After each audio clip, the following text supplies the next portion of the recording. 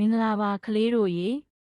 ဒီနေ့မှာတော့ရိုးသားချင်းရဲ့အကျိုးဆိုတဲ့ပုံမြင်လေးကိုပြောပြပေးသွားပါမယ်။ဟိုးရှိတုန်းကရွာလေးတစ်ရွာမှာရိုးသားတဲ့တစ်ခုတ်သမားတဦးရှိခဲ့ပါတယ်။ဒီနေ့မှာတစ်ခုတ်သမားဟာမြစ်ဘေးကတစ်ပင်တစ်ပင်ကိုခုတ်နေတုန်းသူ့ရဲ့တန်ပစိန်လေးဟာမြစ်ထဲကိုလွတ်ကျသွားခဲ့ပါတယ်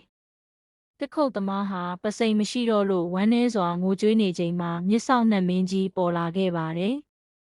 နမင်းကြီးကရေထဲဆင်းပြီးရွှေပစိန်တစ်ချောင်းဆယ်ယူပြကဒါနှင့်ပစိန်လားလို့မေးခဲ့ပါတယ်။တစ်ခုတ်သမားကမဟုတ်ပါဘူးလို့ရိုးသားစွာပြန်ဖြေခဲ့ပါတယ်။နမင်းကြီးကဒုတိယအကြိမ်ငွေပစိန်ကိုဆယ်ပြရာမှာလဲတစ်ခုတ်သမားကမဟုတ်ပါဘူးလို့ပဲထပ်မံဖြေခဲ့ပါတယ်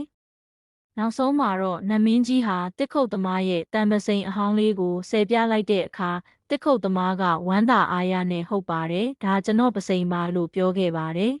။နမင်းကြီးဟာတစ်ခုတ်သမားရဲ့ရိုးသားမှုကိုအလွန်သဘောကျသွားတာကြောင့်ရွှေပစိန်ရောငွေပစိန်ကိုပါဆုလက်အဖြစ်လက်ဆောင်ပေးခဲ့ပါတယ်။ဒီပုံမြင်လေးကပေးတဲ့သင်ခန်းစာကတော့ရိုးသားသူတွေဟာဘယ်တော့မှမနစ်နာပေအမြဲတမ်းအကူအညီနဲ့ဆုလက်ကောင်းတွေကိုရရှိတတ်ပါတယ်ကလေးတို့ရေ။